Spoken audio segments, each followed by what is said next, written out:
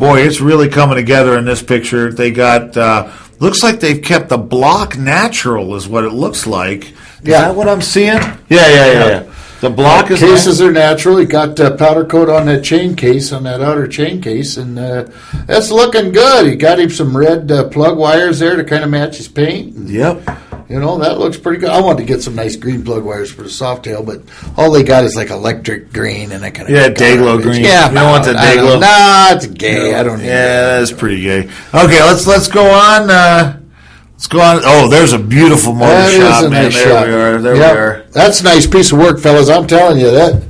Are they in the chat room? Are these guys in the chat room? I don't know. Let me see if Grumpy's having some video issues. Let's see. We got. I don't think the guys from M&J are in the chat room tonight.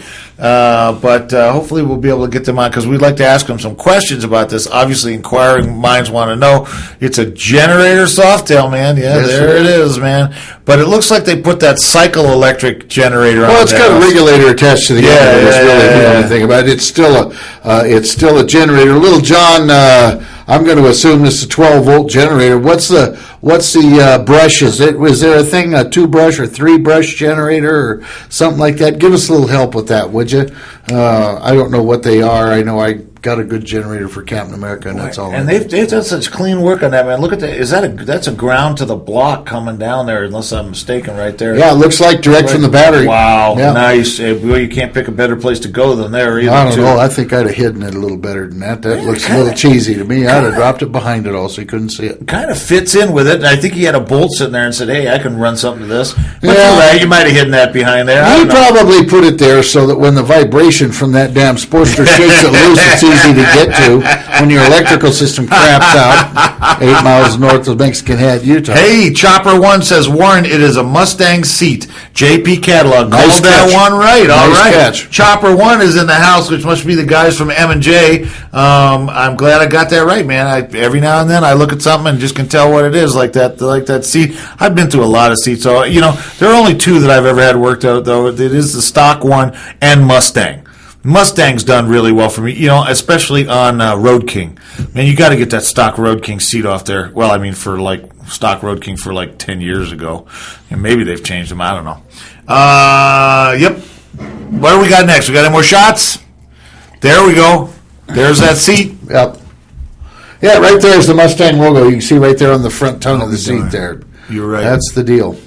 Well, that ain't bad, guys. I mean, and I'm going to say it, for a sports strip, that's not bad. Yep. That's the paint and everything, the workmanship, all the work is really wonderful. Right. And it's basically, other than paint and stuff, it's kind of stock. I mean, they didn't axe the frame, didn't do anything radical that way. So. I got to ask him, if we got the guys from M&J, Breeze said, what is a fair price for an Ironhead basket case? I got the answer to that one. $50. Well, I got to tell you, the cheapest I ever sold an Ironhead basket case. The story. I know something about this. You know about this, Mike. This was an Ironhead basket that had been started in somebody's house and had burst into flames in their basement. And it was all melted up, and the wiring was all melted, and it was a big mess, man. I ended up hauling it to my garage, and I was going to rebuild it. I don't know what I was thinking, but I was going to rebuild the bike. I sold that as it was, kind of melted down, burned up, kind of for $1,500, and I thought that was pretty fair for a Harley. I mean, you ain't going to get much cheaper than that. Right. Between $900 and $1,500, I would say. Is a fair price for a basket Ironhead. Let me tell you though about the way things are these days though, because you've got shovels going out there and you got so many people dumping bikes cheap.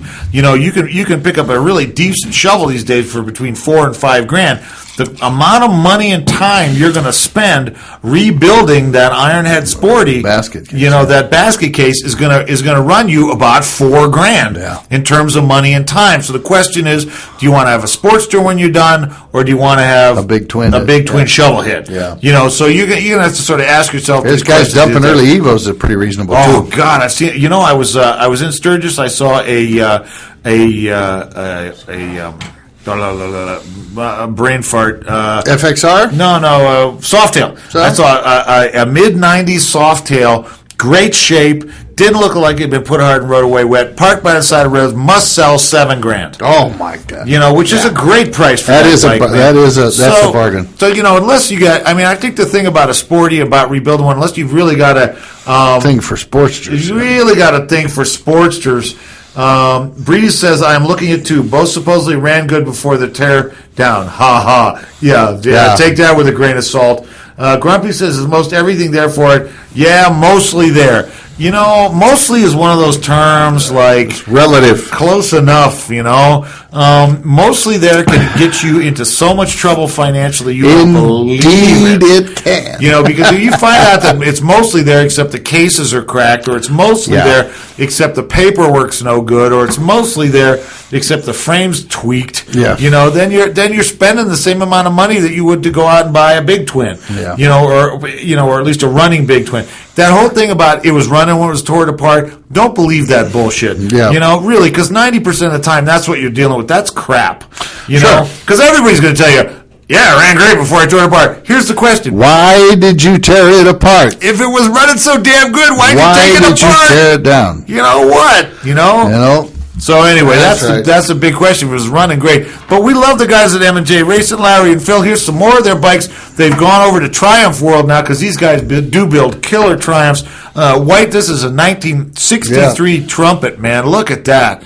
That is a clean piece of work there, man. God damn. We got any more pictures of that? No, I think they only sent a couple of them. I think they only sent the 3 Triumphs. Go to the next Triumph shot there. That's the same motorcycle right there, That's the same one. I think you're right. That's the same one. No, orange. Yeah, that's right. That is the same. That's a Bonneville, 2 carburetors. Look at that, man. Yep. Boy, if you like clean English, that is clean English right there. That'll do it till you check the diaper underneath it. Yeah. Let's go to the next shot. Mr. Roach says, 95 Softail here in Phoenix for $5,200. There you have it. You want to know what I say? Phoenix now is year-round motorcycles, okay? Right. And it's a market. If a person came to me and said, where am I going to get the best bargain on a motorcycle, I'd say, get your ass down to either New Mexico or Phoenix. Yeah. Probably Phoenix. You're going to get a better piece of machinery and probably for a better price. Well, right. If you can find a running Softail, for $5,200, my advice is buy pick it up. Yeah. And not only that, I know some real friendly guys down there that probably would direct you in the right direction. There are those guys. That's right. That's right. Okay. What do we got here? This is red and white. Is a 1976 Bonneville. Well, that's what it says here. Wait a minute. Orange and white is a 250 Cub. That must be orange and white because that says Triumph on the tank. The one up. The one up is a 250 Cub. Yeah. Okay, that's orange and white. And then they say burgundy and white is a 76 Bonneville. The Bonneville script right there on the side cover. Bonneville. What was I thinking? That's a Triumph. Yes. God, my brain is just... Next. Grumpy says, I live in Glendale, and there's some deals on Craigslist. Yeah. Excellent, man. Mr. Roach says... You're in Glendale, Arizona, Grumpy? Is that what you're saying? Yeah, I'm pretty sure that's what he means. Oh, look at that. Look at the Cub. Look at the Cub. I know somebody that's wet over that. Little John's breathing heavy over that. Cool-ass bike. That is very nice. You betcha. Those guys at M&J. Look at the little P-pad they stuck on the rear fender. That's class. Well, you got the Bates. You got the little Bates seat on there with the little Bates P-pad on the back. I love it. That is big fun, man. That is all what it's all about right there. And what is this? That's a 250, right? Yeah. That's a small bike, man. Well, what the hell? Probably get you from point A to Neat point to have. B. Little John's got a 441 Victor BSA. That's apart now and is coming back together. 441 Victor. Huh? 441 Victor. Yeah. Wow. Yeah. That'll be cool. Well, hopefully we'll get some pictures of that. Little John, you heard it here on KickStartTV, man. If you got one apart, you're working on it. Send us some shots, man. Put up some stuff, man. We want to check it out. Now I know that there's a whole bunch of stuff that is in the garage from our buddy Sporty Andy R.